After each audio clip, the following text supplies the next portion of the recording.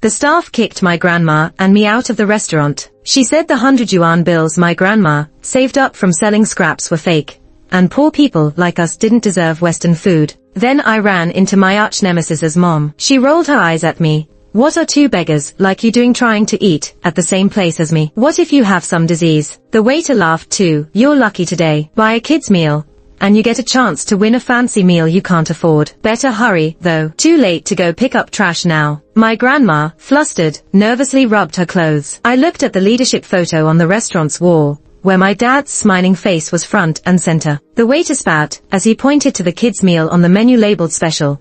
69.9 a set. Probably a fortune for you, right? Take my advice, know your place and stop dreaming big. I held onto my grandma's arm, avoiding my dad's photo. The joy from my student award and birthday was gone. Grandma put away the fake bills and shakily pulled out a cloth bundle of small change, totaling 69.9. She patted me reassuringly and looked at the sneering waiter. We'll have a kid's meal. And give us a raffle ticket, please. We sat by the window, right next to my classmate Tim's family. Grandma curiously eyed the condiments on the table, then smiled at me.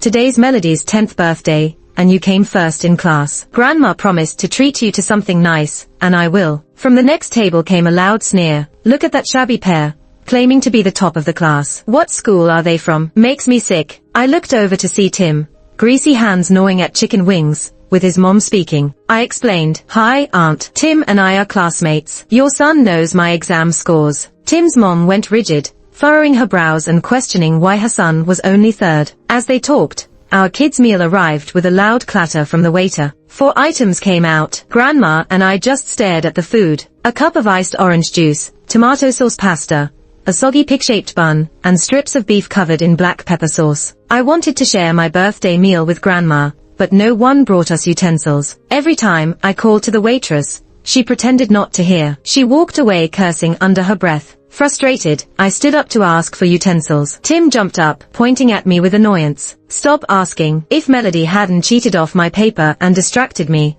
I wouldn't be third. I was stunned by his false accusation. Tim's mom's face changed immediately. Eyeing me with her false lashes, she said, I knew it. How could such a country bumpkin score first? She must have used dirty tricks. I'll talk to your teacher, so she won't ruin your studies. The waiter staggered over with 2 sets of utensils, carelessly throwing them on the table. Rush, rush, you lowly fools who've never seen real food. 1 fork almost hit Grandma. I quickly grabbed it. Meanwhile, another server cheerfully placed a juice and a Ferris wheel snack platter before Tim. Today was Super Members Day, and Tim got a bonus fresh pear juice and a windmill snack set. The fork tip pricked my palm, and I felt a sharp sting. Grandma asked softly if I was okay. I clenched my fist, not wanting her to worry. At the next table, Tim's mom continued to rant. I laid the utensils out, trying to clear things up. Aunt, I earned my grade. It's Tim who cheated. Tim's dad slammed the table. You little liar. Don't think, because you're weak and old, that I won't hit you. Tim played along, squeezing out some tears. Mom, Melody always bullies me. She acts pitiful since she's poor, fooling everyone. Tim's mom consoled him tenderly. Don't cry, honey. I can't stand to see you upset. Let's not stoop to that girl's level. I'll take you for seafood next time. People there are classier, unlike this country folk. The 3 of them chatted loudly, ignoring me completely. I overheard Tim's mom tell her husband,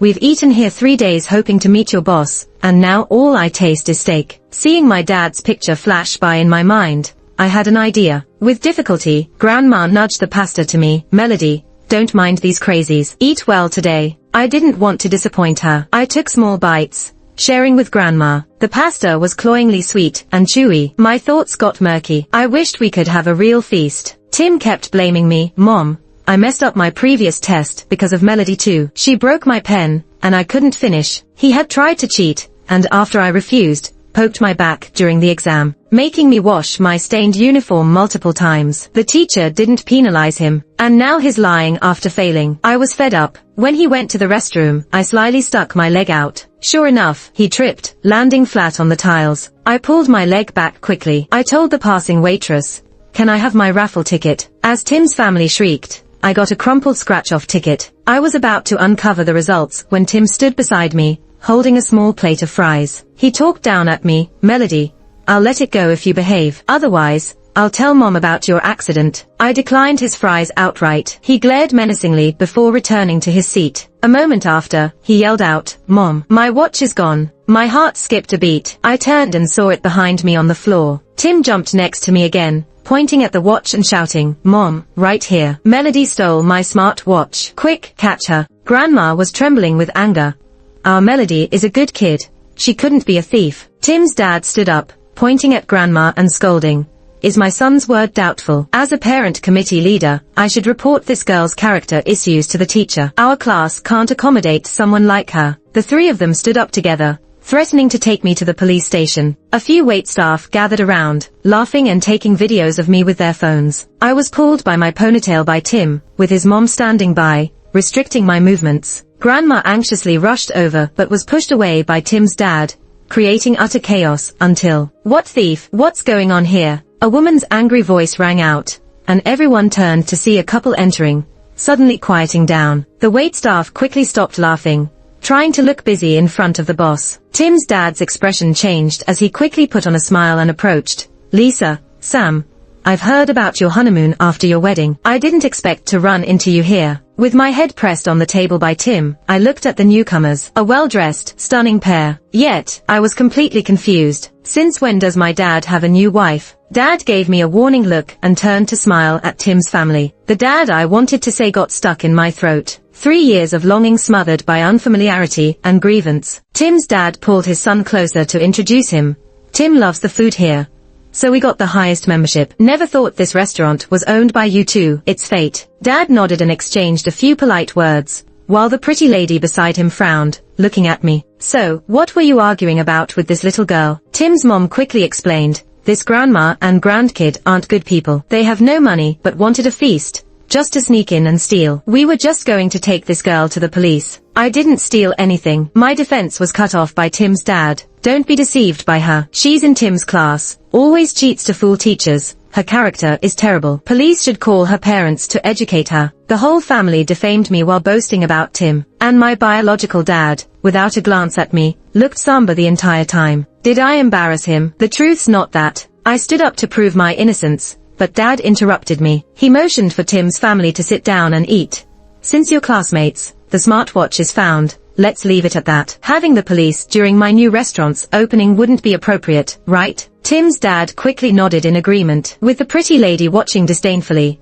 Dad called me over to the corner under the guise of education. In my memory, Dad was busy making money, rarely smiling at Mom and me. After Mom died in a car accident, Dad took compensation money and claimed to chase business success. He never came back. Now, dressed in an expensive suit and with a young, beautiful new wife, he looked at me with no warmth at all. "What are you guys doing here?" His tone was harsh. I thought telling the truth would clear Dad's misunderstanding. Tim framed me. "He's the cheater, and he's the one misplacing things." Dad scrutinized me. "You think I don't know your tricks? You found out I remarried, and now you're here for money, right?" I couldn't believe what I just heard. "Dad, don't call me Dad," he growled, his face twisted with anger.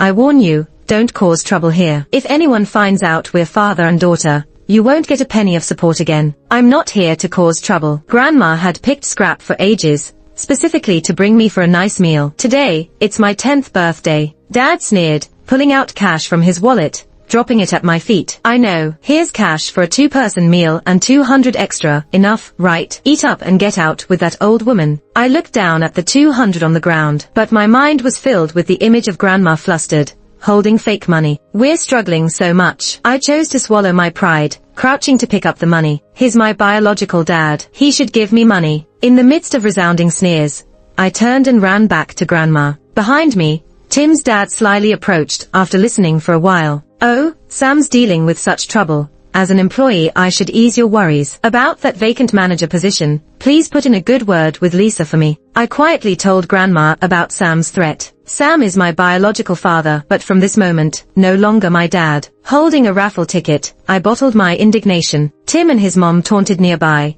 "She's got the nerve to scratch a ticket. Shameless. If Melody wins, I'll chop my head off for her to kick around." Silent, I fiercely scratched at the silver layer with my nail, silently hoping. I held up the ticket. "I won the grand prize. Please give me my prize." The grand prize was a luxury 2-person meal. The staff mumbled about my luck and handed the ticket to Sam's new wife. She pursed her lips, signaling for the staff to award the prize. Turning away, Tim was holding his poorly nourished blonde head, looking terrified. I chuckled coldly, rolling my eyes just like his mom. I don't need a bedpan, who cares about his head? I watched Sam and Tim's dad step out from a corner, then get stopped by the woman who's my so-called new stepmother. Lisa didn't avoid eye contact, directly questioning Sam about his connection to me. Don't try to divert. You think I didn't notice your odd behavior with that girl? Across the room, I stared back at her. She's young, beautiful, and forceful. So does that mean Mom and I deserve to be abandoned? Sam laughed, pacifying his new wife Lisa. You caught me. I just helped that girl out of kindness, but they shamelessly latch on. You know how these down and out folks can be a bit off, thinking they can claim kinship. She just knelt, calling me dad for money earlier. Tim's dad chimed in. Exactly. Before you came, this grandma-grandkid duo was pulling the pity card with us too, using being low-income students to do whatever in class, trying to take advantage everywhere. Lisa looked at me with pure disgust. People like her dirty my floors just by sitting here. Tell them to leave as soon as they are done eating. I clenched my fists, unwilling to let Grandma and I endure such humiliation. Grandma held me and pleaded repeatedly, Melody, for the sake of your tuition, just bear with it. Obediently, I stayed seated, ignoring the disdainful glances around us. Everyone wanted us out, but today, I was determined to enjoy this meal. Steak, pizza, cupcakes, unknown drinks, and various fried foods were served one by one, all beautifully presented. They embodied my dreams of a grand feast, but I had no mood to appreciate them. I pulled a slice of pizza and stuffed it in my mouth. The spicy taste caught me off guard, and as I coughed wildly, I snatched the pizza back from Grandma. I warned her not to eat it. It was spicy. A rude server snapped, waving a damp cloth. Hicks don't even know sweet chili sauce. The cloth's dirty water splashed onto our table, drenching all the food. We couldn't eat any of it now. I tried to push the server away, but she just pushed her limits. She wrung her cloth in midair, and the oily, sour water dirted my clothes. I stood up, ready to confront her, but she shoved me provocatively. Lisa came out of the office at that moment, asking the server what was happening. The server quickly changed her tune, falsely accusing me. Lisa, this little girl's been nitpicking, trying to upgrade our meals, hitting me while I was holding the cloth. You must help me. Lisa ordered her away and scolded me harshly.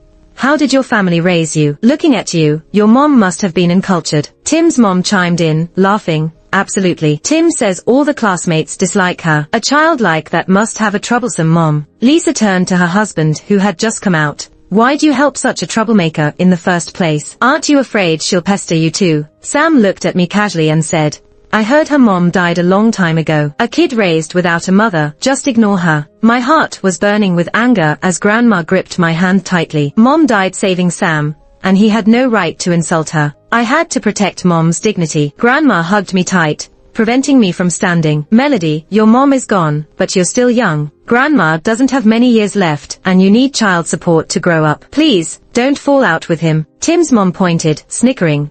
Just a few honest words, and these two are putting on a sob story. Good thing her mom died early, or they'd disgust her to death. I broke free from Grandma and slammed a whole pizza onto Tim's mom's face. I refused to endure anymore. If growing up meant letting them slander Mom, I'd rather not grow up at all. Tim's mom screamed, wiping her face, and lunged at me. I grabbed a fork, the same one that had hurt me, and threw it at Sam with force. Sam, as my biological father, aren't you scared of retribution after speaking about my mom like that? Enough was enough. The entire place wanted to watch me like a spectacle. Why should Sam get off scot-free? Grinding my teeth, I publicly confronted him. My mom died in a car accident saving you, but you took her compensation and disappeared. Now you're remarried and own a business. You want to abandon us and dare to insult my mom. Sleep with one eye open and pray my mom doesn't take you away. I grabbed a steak knife and pointed it at Tim, and you, the moron who can't remember a math formula. Relying on your dad being class committee junk chairman, you kept cheating. My brain holds more facts than your lifeline,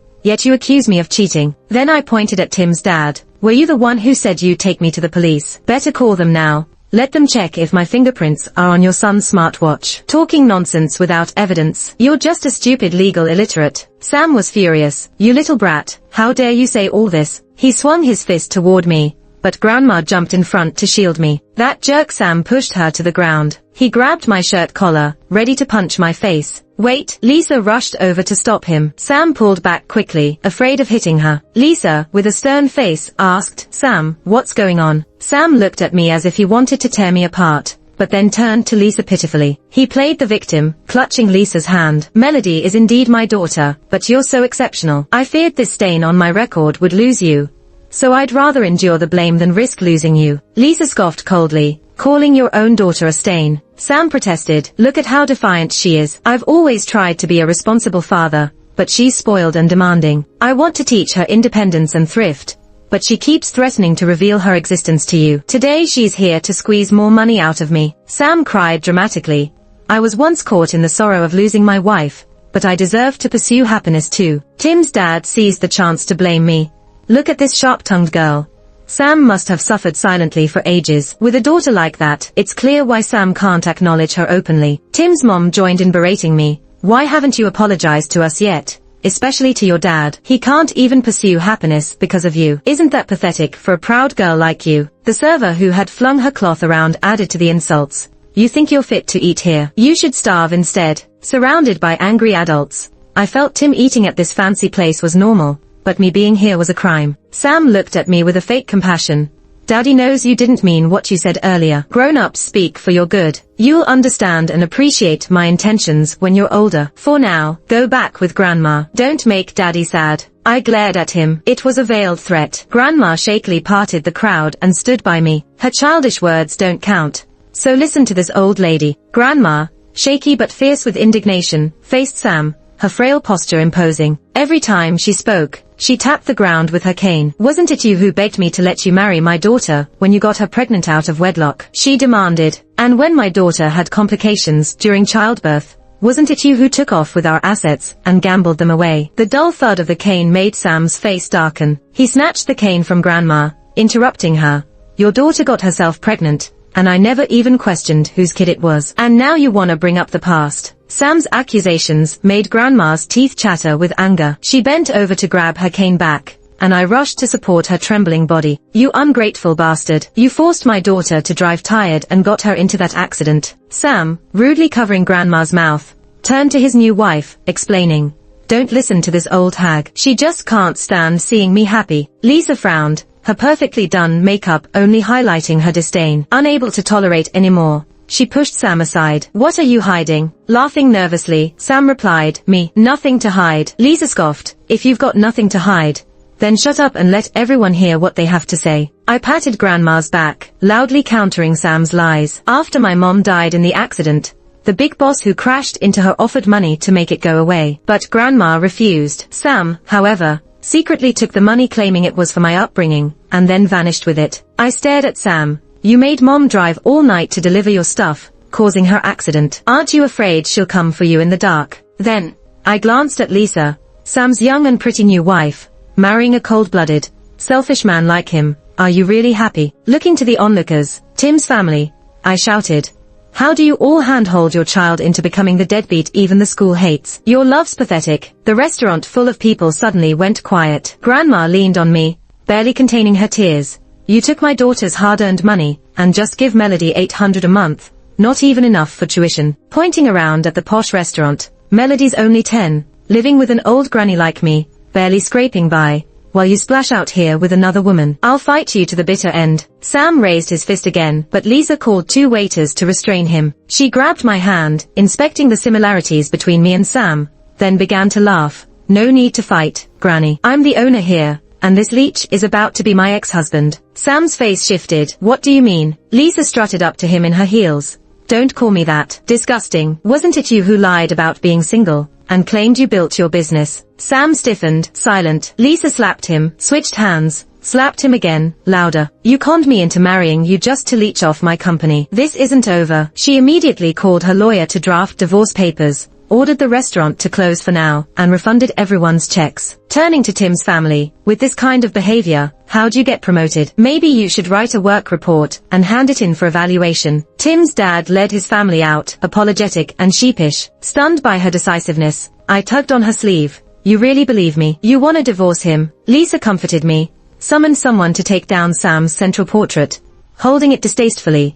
Trash like him pretending to be someone important. She threw it down at Sam's feet, frame and glass shattering. Sam, silent, watched his wife with a pained expression. Lisa ignored him, turned to me with a light smile. Melody, right? Today's your birthday. and your sister is taking you for a proper celebration. I won't let this bastard get away. Whisked away by Lisa from a stepmother to a loving sister, grandma, and I found ourselves in a new restaurant. The table laden with fragrant treats did little to ease my nerves. Lisa served a slice of cake. Happy birthday. Today is for celebrating your birth and my new beginning. Watching her, I couldn't help but think of my mother. Once we finished, Lisa asked, Melody, do you want your mom's compensation back? Want Sam to pay? Lisa's lawyer joined us, cool and composed, executing her plan to divorce, nullify the marriage, question his employment, and charge him for fraud. I listened, realizing who I wanted to become. Not a good-hearted but helpless soul like Mom, not a heartless villain like Sam, but like Lisa, clear about love and hate,